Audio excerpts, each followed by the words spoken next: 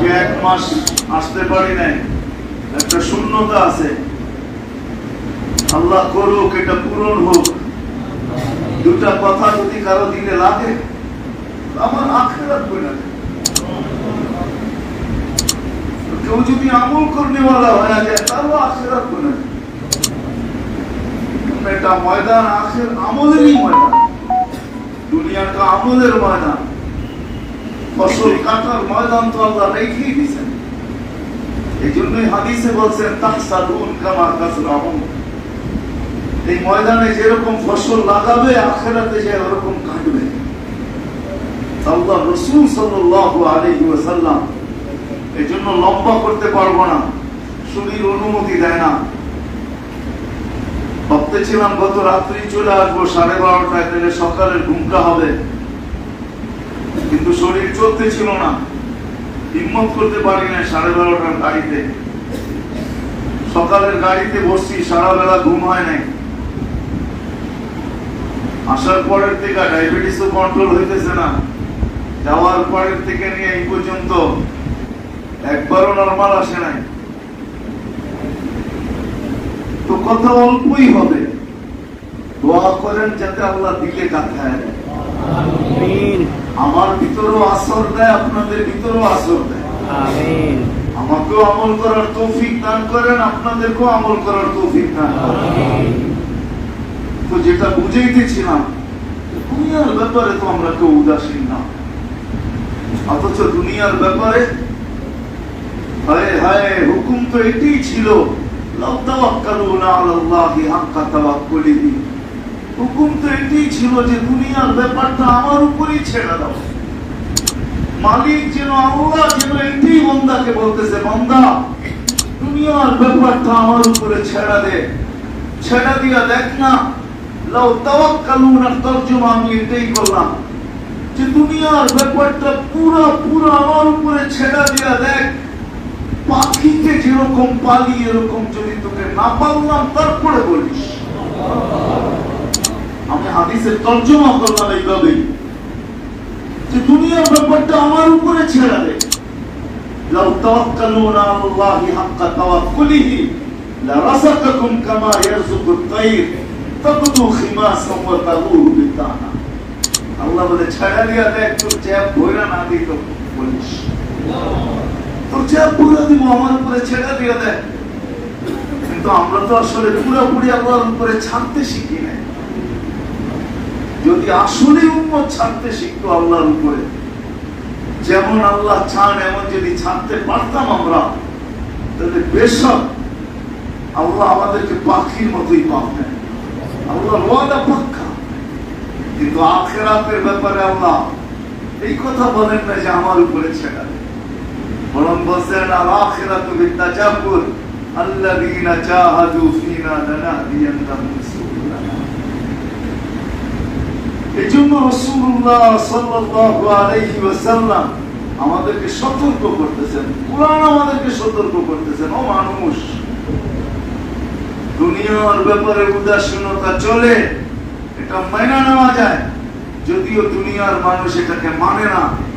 উদাসীন হইতে দেরি, আর কেউ কেউ আঙ্গুল উঠাইতে দেরি করে না, কিন্তু আখিরাতের ব্যাপারে উদাসীনতা এটা মানা যায় না। এটার চেয়ে বড় হতভাগার বিষয় আর কিছু নাই, এটার চেয়ে বড় কপাল করার বিষয় আর কিছু নাই। আমি তো বলবো এটার চেয়ে বড় লানত কিছু নেই। কারণ আল্লাহ রাসূল সাল্লাল্লাহু আলাইহি ওয়াসাল্লাম এত কিছু হওয়া সত্ত্বেও সবসময় দোয়া করতেন, আল্লাহ উদাসীনতার থেকে পানা চাই। উম্মতকে সবক দিয়েছেন, সবক যে উম্মত উদাসীন হয়েও না আখিরাতের দিকে, উদাসীন হয়েও না, উদাসীন হয়েও না, উদাসীন হয়েও না। আরেকটা কথা এখানে যোগ করা যায়, অনেক সময় দেখা যায় ইবাদত বন্দেগী কিছু করার পরে মনের ভিতরে ভাব আসে যে হয়তো কিছু হয়ে গেছে, হয়তো কিছু করতেছি, হয়তো কিছু করতেছি। এটাও কিন্তু এক জায়গায় আল্লাহ রাসূল বুঝাইছেন, নাইলে এই দোয়া কোনোদিন শিখাইতেন না। যতটুকুই করো, যতটুকুই করি, তারপরে এই দোয়া করা উচিত। মাগফিরাতুকা আওসাউ মিন যুনুবি রাহমাতুকা আরজা ইনদি মিন আমালি রাহমাতুকা আরজা ইনদি মিন আমালি।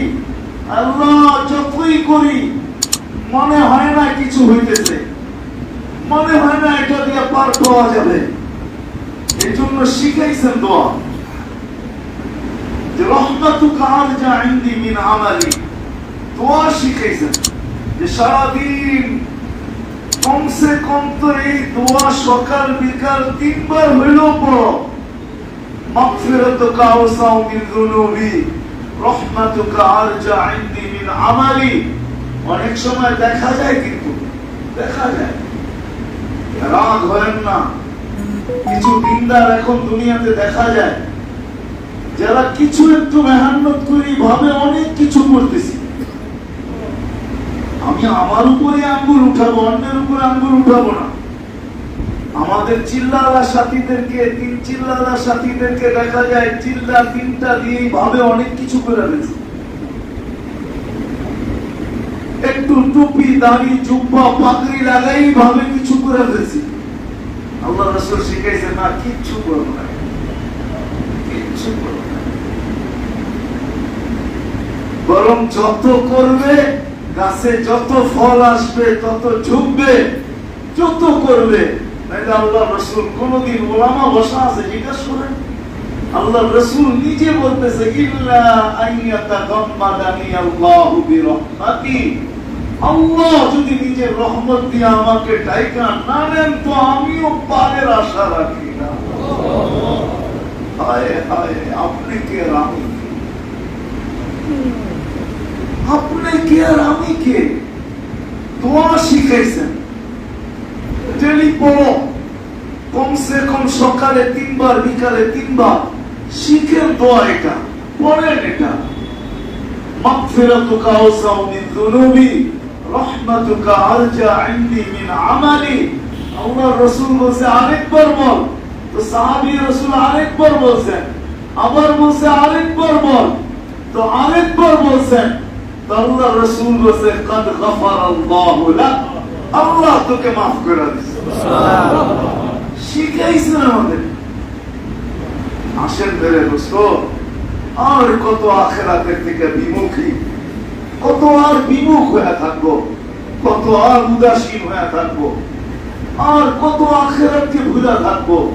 আমি তো যুবকদের পায়ে হাত রেখা বলবো, হায় হায় হায়, এই উম্মতের প্রত্যেকটা পর্ব বড় দামি। বাচ্চাকে আমরা বাচ্চা বলে ছেড়া দিই, এটা তো বাচ্চা। হায় হায়, যদি জানতো যে বাচ্চার কি দাম, তো কোন মা বাবা বাচ্চাকে বাচ্চা বলে ছেড়ে দিত না। মা বাবা আমাদের সমাজে বলে বাচ্চা, এ নামাজ পড়বে তো পড়বে কি, এ উজু করবে তো করবে কি, এ রোজা রাখবে তো রাখবে কি, এ পর্দা করবে তো করবে কি। আরে আরে মেরে আজিজো, যদি আপনি বুঝতেন তাহলে মা বাবা সবচেয়ে বেশি বাচ্চার সময়কে সুরক্ষিত করতো। কেননা বাচ্চা যতক্ষণ পর্যন্ত বালেগ না হয়, সে যদি নাপাক অবস্থায় সেজদা করে, উঁচু ছাড়াও সেজদা করে, ওই সেজদা কবুল মা বাবার আমলনামায় পৌঁছে। তাইলে এই সময়টাকে সবচেয়ে বেশি সুরক্ষিত করব। কিন্তু আমাদের সমাজ বাচ্চাকে বাচ্চা বলে উড়ে দেয়। কি আমি উড়ে দিই আমার ছেলেদের দেখে, আমিও আপনাদের থেকে পৃথক না, ওই রোগ আমার ভিতরও আছে। আলোচনা এই জন্যই যে আমার ভিতর থেকে ওই রোগ চলে যায়, যে আমরা বাচ্চাকে বাচ্চা বলে ছেড়ে দিই। অথচ উচিত ছিল একটা হাদিস যদি বুঝে আসে তাইলে হয়তো বুঝে আসবে, ভাবলে বুঝে আসতে পারে। আর যদি আল্লাহ বুঝে দেন তাহলে আরো ভালো বুঝে আসতে পারে। যদি বাচ্চা বাচ্চা বলেই ছাড়ার যোগ্য হতো তাহলে এই হাদিস কেন আসতো যে কথা যখন বলতে শিখে সর্বপ্রথম যদি তুমি কলেমা মুখে ফুটাইতে পারো তো তোমাদের দুজনের জন্য জান্নাত। সুবহানাল্লাহ। বলেন এই হাদিস আছে না নাই? ওলামাদেরকে জিজ্ঞাসা করেন, এখানে বসা আছে দুইজন, দুই দিকে বসা আছে, জিজ্ঞাসা করেন নাই না আছে না নাই? তাহলে তো এটা সারার জিনিস ছিল না। আল্লাহ রাসূল মূল্য দেখাইতেছে, তুমি বাচ্চা বলে ছেড়ে দিতেছ।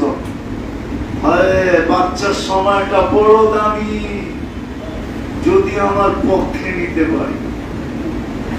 প্রাপ্ত বয়স্ক হলে যেথায় খুশি তেথায় যাক, আমার কোনো আপত্তি নেই। চাই স্কুলে পড়ুক, চাই কলেজে পড়ুক, চাই ইউনিভার্সিটিতে পড়ুক, চাই উচ্চ থেকে উচ্চ শিক্ষা নেই, তাতে কিছু আসে যায় না। কিন্তু বাচ্চার সময়টা বড় দাম। নিজের পক্ষে নেওয়ার জন্য, নিজের পক্ষে। হায় হায় হায়, সত্য এটাই আছে, কিতাবে আছে, সত্যি আছে। বাচ্চা যখন মা বাবার সাথে চেষ্টা করে, চাই ওর পরনে কাপড় না থাকুক, আল্লাহ ফেরেশতাদেরকে ডাইকা জিজ্ঞেস করে, দেখতো কি করে, দেখতো কি করে, দেখতো কি করে। এরকম যুবকের সময়টা বড় দামি, যৌবনের সময়টা এটা না, হেলায় হারায় দেওয়ার সময় না। যেমন আমরা বইরা বেড়াই, এই বয়সে একটু করবেই, এই বয়সে একটু, এই বয়সে একটু, মনে হয় বোঝেন নাই জি, যৌবন বয়সে একটু করবেই। হায় হায়, এই কথা সত্য। যৌবনটা বড় দামি, বড় দামি, বড় দামি।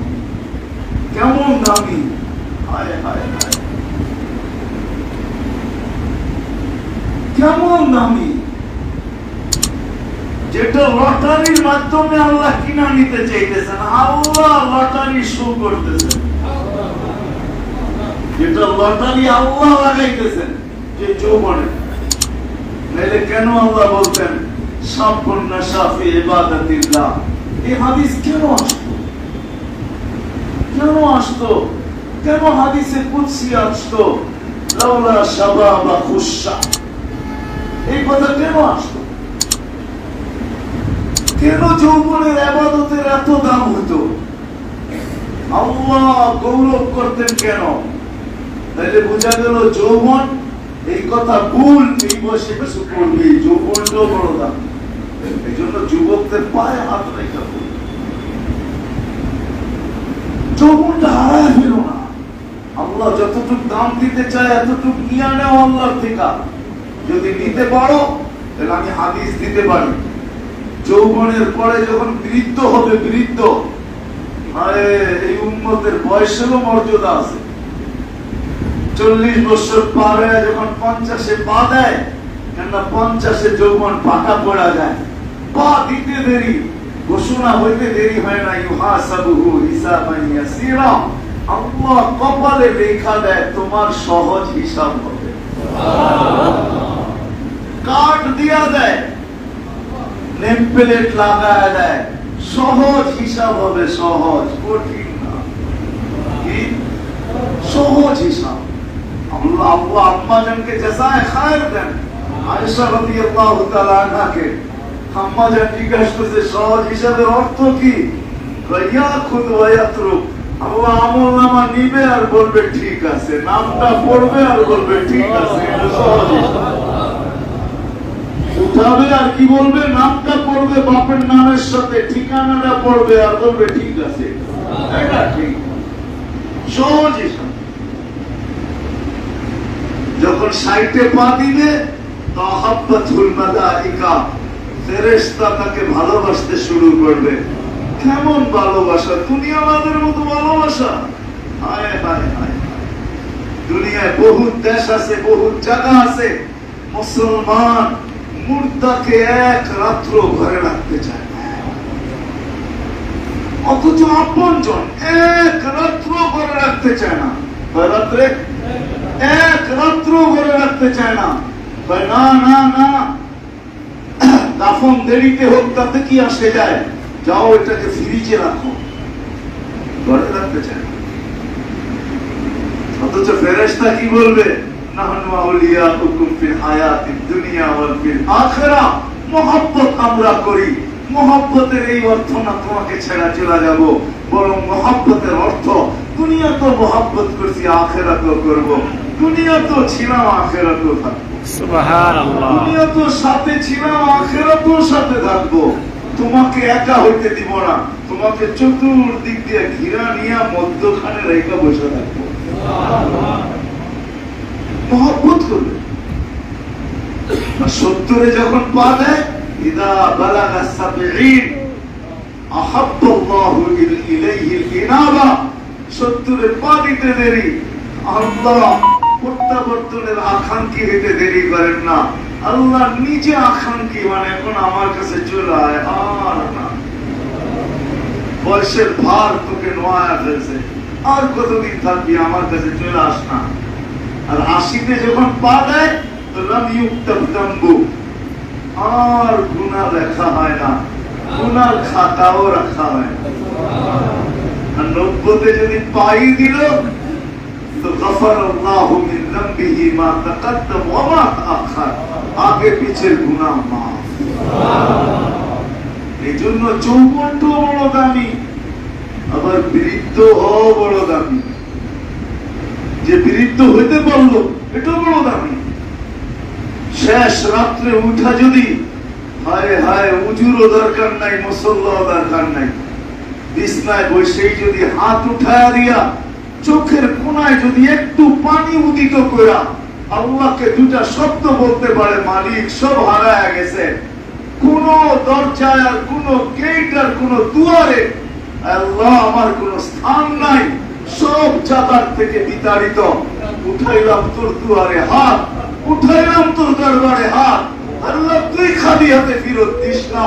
তো আবু হুরায়রা রাদিয়াল্লাহু তাআলা আনহু বলেন, এরকম নিষ্পাপ হয় কায়াউমিন ওয়ালাদাতহু উম্মু, তার মা যেন তাকে এই মুহূর্তে জন্ম দিল।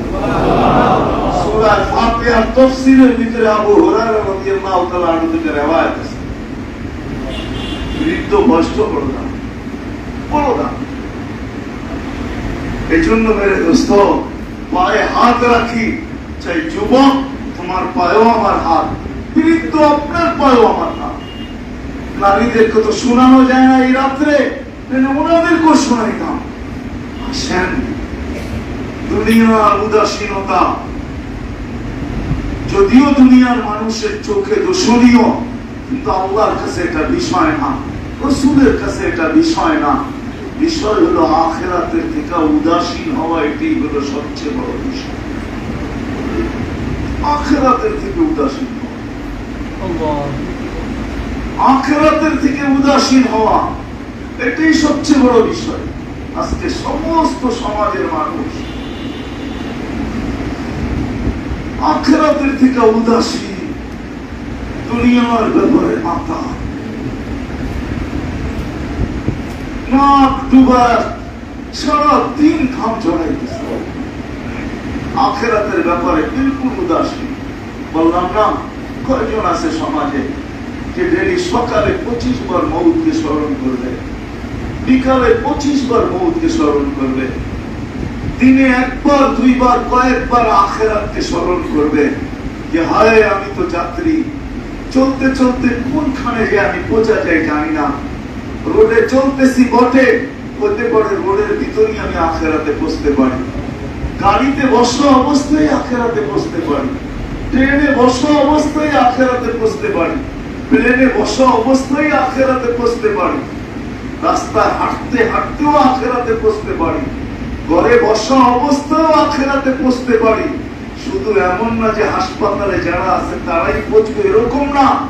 সারা দুনিয়া টোকাইলে দেখা যায়, তালাশ করলে দেখা যায়, হাসপাতালে বহুত কম লোক মারা যায়, ঘরে রোডে ঘাটে হাটে বাজারে লোকের মারা যাওয়ার সংখ্যাই দুনিয়াতে সবচেয়ে বেশি। কখন বৈশাখ, কোথায় বৈশাখ আমি আখিরাতে পৌঁছবো জানি। এই জন্য আসেন, আমরা যাত্রী, আখিরাতের উদাসীনতার থেকে আমাদের ফিরে আসা উচিত।